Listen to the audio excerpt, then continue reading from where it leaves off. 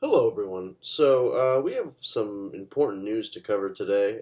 We had the Iowa caucus on Monday, and State of the Union was last night. I did not watch the State of the Union. I mean, I saw clips of it here and there, but was not particularly interested. I mean, we have the State of the Union while impeachment's going on, and I mean, at the same time, he's very likely to be acquitted.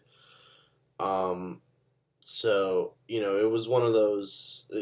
You would have thought maybe Trump would delay the State of the Union until after he was acquitted to do an extra kind of victory lap to it. This was kind of viewed as a victory lap, anyways, and just like him, talking about supposedly all the great things that the country's doing right now, the new NAFTA. So, you know. I think we'll get to that in a second. I want to talk about Iowa first. So it's been a really crazy fiasco because there was this delay in the results coming out. We still don't have all the results. I'm looking at 71% reporting right now, and this is updated only as of 4 a.m.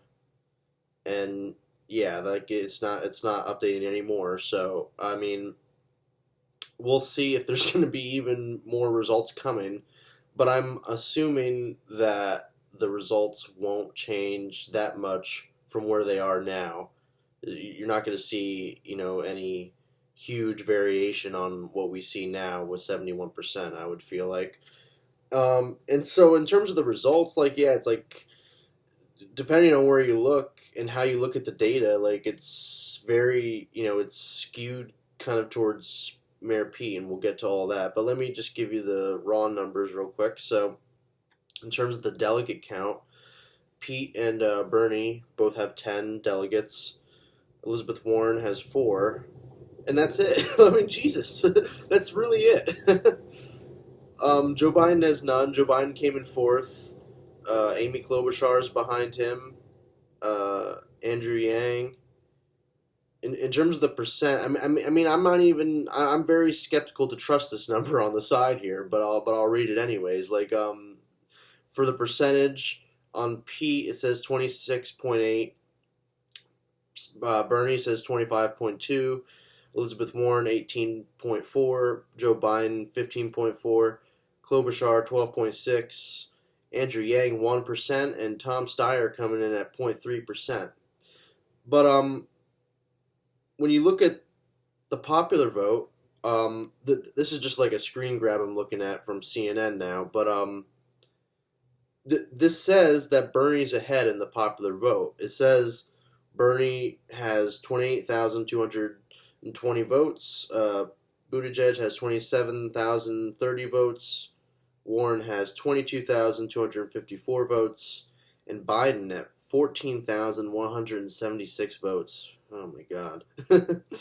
So, yeah, I mean, like, this is probably the biggest story for Biden, and maybe Buttigieg, because he's kind of showing that he has some viability now. And, I wasn't all that surprised by Buttigieg's performance because I predicted I predicted that he would do well in Iowa because Iowa has a lot of moderate kind of pockets in there, so it makes sense that he would do well there. But yeah, so there were these delays in the results because of technical errors. They were saying it wasn't. They insist there was no hack and no intrusion. Like it's like they're not going to blame the Russians this time. No, no. So, they were using an app called Shadow, which is, it's part of some tech conglomerate, and there were a lot of Clinton campaign veterans associated with this group, and it turns out Mayor Pete was giving money to this tech group too. Um, and like literally, like they were, responsible for recording the caucus data, and it's still very confusing about what happened. I mean, I'm not the most tech savvy person in that regard, but and they're just being kind of very vague. It's like there was a reporting issue. It's like there's we just want to make sure that they want to make sure that the data is very accurate, right? Which I kind of understand. You don't want to report data that isn't accurate and then have to correct it. I get that, but you almost kind of you screwed yourself over by releasing partial results. I mean, like it's like oh, we don't want to have to like go back and re-report. It's like, well, you're gonna have to do it now anyways because you did partial data. I mean, it's not as if I'm saying like what we're seeing in terms of the results now are probably not going to change, but it's really like I've seen posts on Twitter now that are kind of showing that like this seems a little bit orchestrated, the way that this rolled out like slowly like that, and like the strategic releasing of data and all that. And you know what? Look, not even from a campaign perspective, like this would make total sense from a media perspective because it's gonna give the media like they had a field day this whole week because of Iowa and the State of the Union, and the way that this rolled out. I mean, like they're probably doing better than they have in a while now. I would imagine the media. So yeah, they love this. But yeah, in terms of is this a conspiracy to rig the primary against Bernie? You know, I I don't think my point would be is that it doesn't have to be a direct conspiracy to kind of screw Bernie out. Because the thing is, this whole how this happened with the technical errors, like even if I'm going to assume that there was no malintent there, which I'm at least dubious. Let's just put it that way. I'm a little uncertain as to what unfolded, so I'm just gonna reserve judgment. I'm not gonna say because a lot of people are tweeting Mayo cheat now or whatever, Mayor cheat. So I'm not gonna accuse him of cheating, but it just looks shady. Let's just put it that way. But my point is that even if there was no malintent, this is indicative of a problem with the Democratic Party, which is, they're not interested in who does the best job, whether it comes to consulting jobs or in this case a tech job. It's about who has the connections, who knows people, and who's going to throw the most money at the problem, honestly. Like, who's going to overpay for that job. So this is a matter of simple nepotism. So I think, if it's based on a real kind of meritocracy where it's like, yeah, let's get the best person for the job, that I don't think that's what's going on. I think there's a lot of incompetence going on. And, again, I'm not trying to scold these people at Shadow for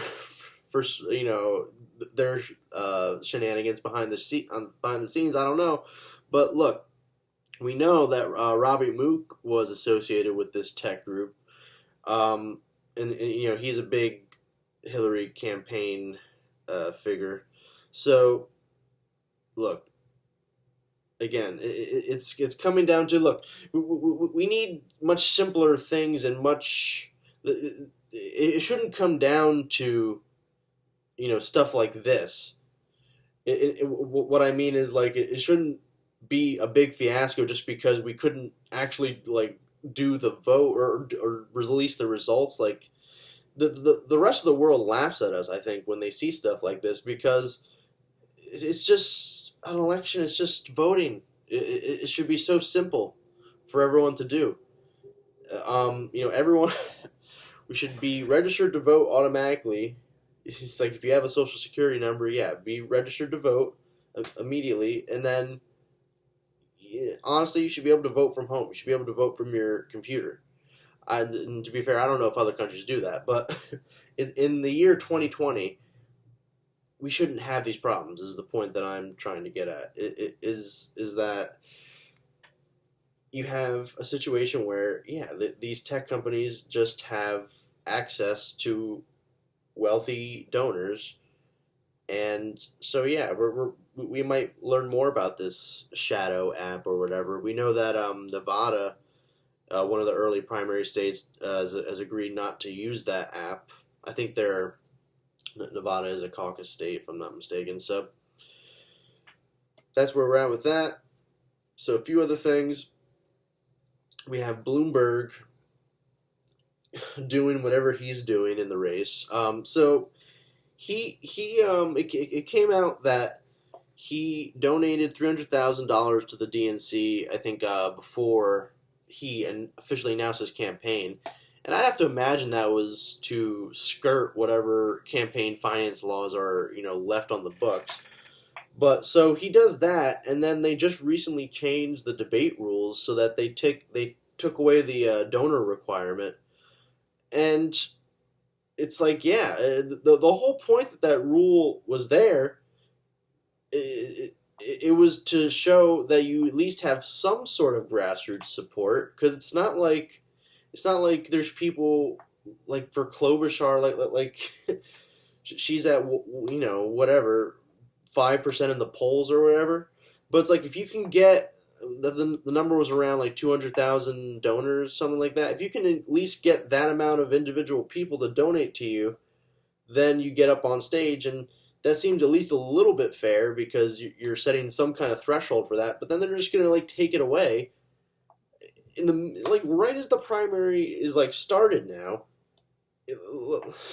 as if Bloomberg is just gonna like make a surge for it. And like I know that's what people want to do, or it could be less so that they want Bloomberg to win. It could be that they wanted to split the delegates so much that by the time it gets to the convention, Bernie will not reach a certain threshold. I don't know what the number is of delegates, and so they just want to force a contested convention, because right now, as the rules stand, there are still super delegates, but they don't vote on the first ballot. And now, I mean, it might change again, because they're considering changing the rules with superdelegates so that they can vote on the first ballot. Now, Tom Perez will deny this and say, like, oh, we're trying to stick by our values, and we care about democracy, and we're just gonna have values. Like, so, I don't know if they're gonna actually change that rule. But yeah, I mean, it's worth pointing out the fact that these superdelegates are there to begin with is a little bit ridiculous. I mean, they are undemocratic by nature, and it's like you can devise these scenarios in your head where it's like, oh, well, maybe now they'd be useful. Like, if Clinton, let's say in 2016, Hillary was like indicted in September, then the DNC has to like choose a nominee because you don't want to like have an indicted candidate for president. So it's like, yeah, like in these very narrow circumstances. But no, I don't think they should exist, because the whole point of them is like they don't have to listen to the will of the people, which is honestly, it's beginning to seem like the pledge delegates don't even have that much of a obligation to listen to the people. I mean, I've been seeing all this stuff in terms of Iowa now. Like, I saw a coin toss online, and then they just, like, they didn't get the result that they wanted, and then they just, like, called it for Buttigieg. And not to mention, I was just doing a lot of research in terms of 2016, and then, like, in West Virginia, I'd have to double-check the numbers, but I think basically, like, yeah, like, Hillary didn't win any county at all in West Virginia, but then she ended up still getting, at least half of the delegates. So it really makes no sense how this all works. They just change the rules however they want, and then they bend the rules if they don't want to follow them. So people, I think they're getting a little worried that it's like, even if Bernie is gonna make a run for it and actually win this, like, they're just going to try and keep him out. So there's been a lot of talk I've seen now online about like people showing up to the convention in Milwaukee, and if they like try and cheat Bernie out. and it would be like the yellow vest situation like they have in France, which is a little bit chaotic. But it's like, yeah, I understand if if you're at a point where like the elites are literally just pulling the strings behind the scenes and screwing Bernie again. I mean, look, you don't just like the DNC didn't have to change that debate rule. You know that they didn't have to allow Mike Bloomberg on stage, but he's a billionaire. Um, it's like, does he have any real grassroots support? Who cares? The I think for the Democrats, well, I don't even want to say just the Democrats, but just politicians in general, I guess. I think they view it as the other way around. It's like they're gonna create the grassroots support. They're gonna push this candidate on you. Um, and most of the time, it doesn't work. I mean, look at 2016 with the Republicans. That they were trying tooth and nail to keep Trump out, and it just didn't work. So I'm hoping this is we're seeing kind of a mirror of that with Bernie, and they're just going to try and keep Bernie out, and then there's nothing that they can do because the popular will is so much with him. And that's what I mean. It's like you look at all these pledged delegates, super delegates, yada yada. Like, look at the votes. We tell ourselves we live in a democracy, anyways. I know we don't actually live in a democracy, but like if we're gonna tell ourselves that, then we should take the popular vote into certain consideration.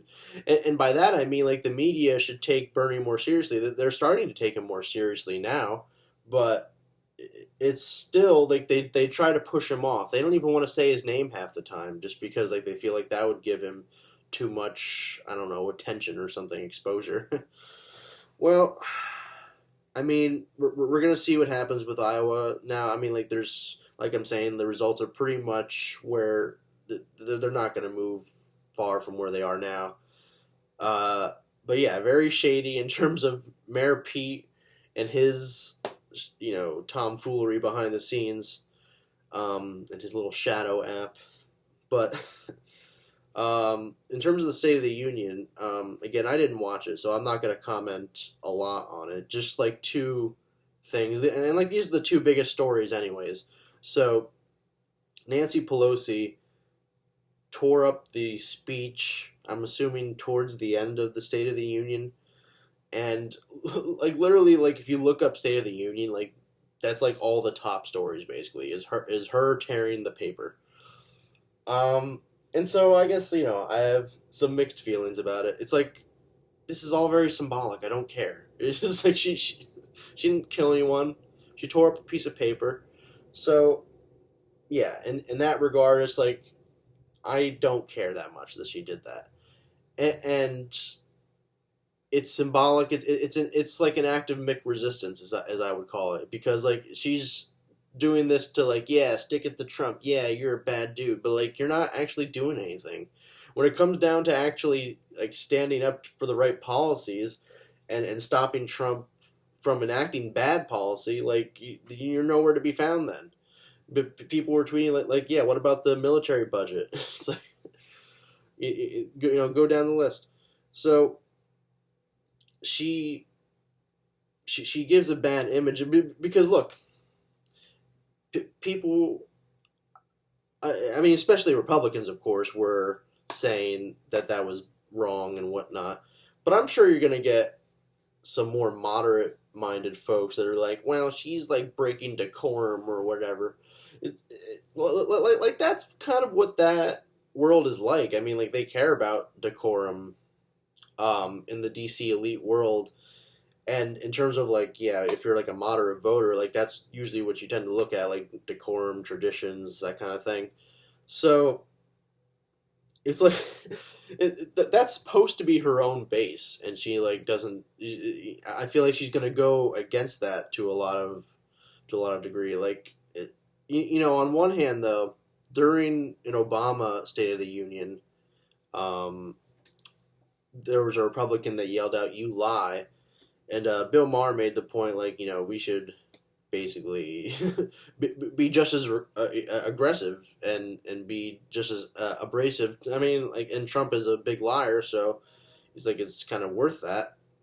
So it's like I get that there's like a double standard because like it's not as if that Republican who shouted "you lied" to Obama during his State of the Union, like it was probably, a big story at the time, but it's not gonna people are not gonna, hold that in some high place in their mind where it's like, oh, this was like a big moment. And I don't know if they'll do that with Pelosi. It's like it might they might talk about it for a few days. I don't think it would be something that sticks around that long, but you know they're gonna make a big deal about it, and it's like, yeah, like the same people that didn't care about what happened with Obama during his State of the Union, like they're gonna be all upset over Pelosi now. So obviously it's a double standard.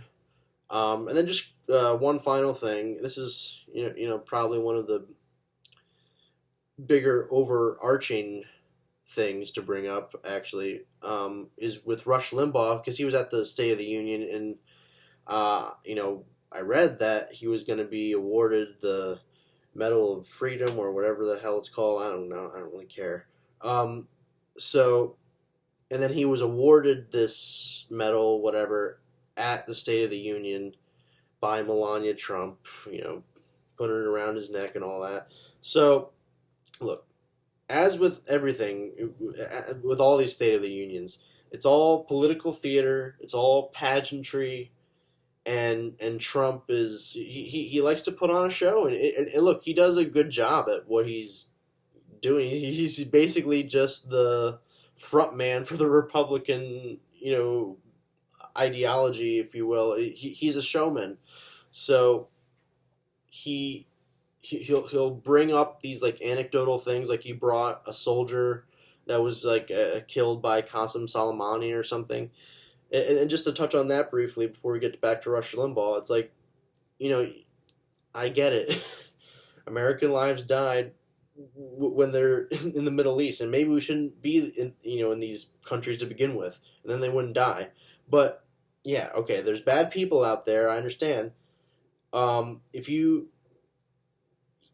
can't base strategic geopolitical decisions based on anecdotes. You because yes, one person died, but if you're going to put the country in a position where we're less safe, when more people are going to die, like that's not good either. So you have to really think about this not just through the lens of like one person down, because actions will have unintended consequences. So just gotta keep to that. But in terms of Rush Limbaugh, like I think this is pretty important moment actually, because Rush Limbaugh for a while now has been known as someone who's kind of shaped the far right ideology, or kind of for decades now.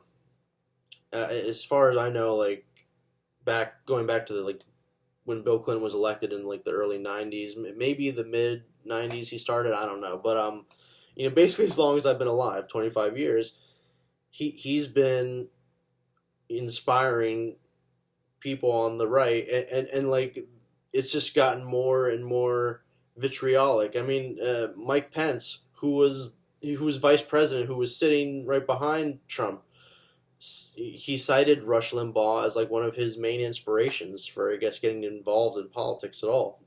So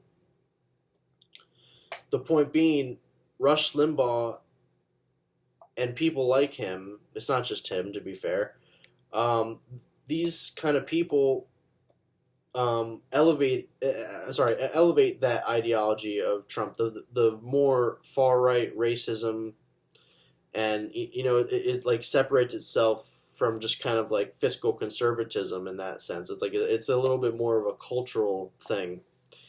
So Rush Limbaugh was like I'm saying, like he was viewed as very influential, and now you have the president giving kind of credence to that, and setting this precedent about I don't even want to say like partisanship, because like it's like I don't particularly care. Like bipartisan in itself is not a good thing. It depends on what the context is. But what Rush Limbaugh promotes is essentially, alternate facts. It's Kellyanne Conway before Kellyanne Conway.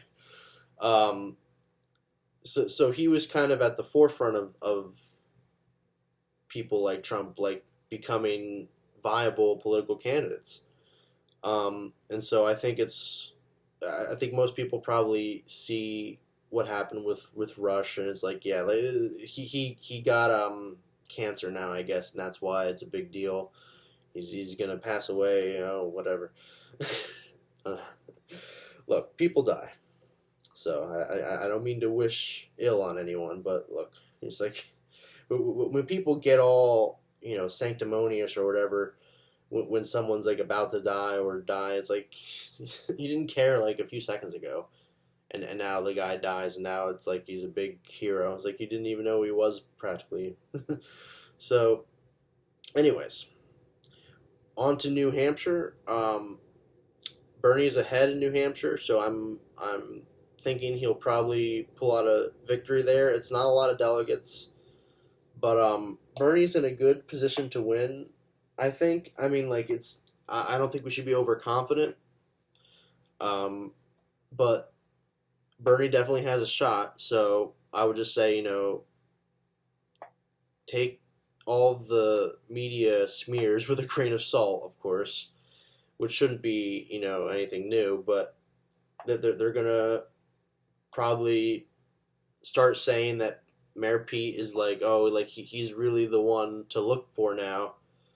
But you know, like they were just showing with Mitt Romney, like Mitt Romney apparently won the Iowa caucus, and then they recounted the votes, and then it actually turned out Rick Santorum won. So, you know, people are gonna ultimately it's gonna depend on who the nominee is for the Democratic side. Um, I've always said like the primary is Bernie's biggest hurdle. So let's just get him past that, and I think he'll be in a strong position to beat Trump.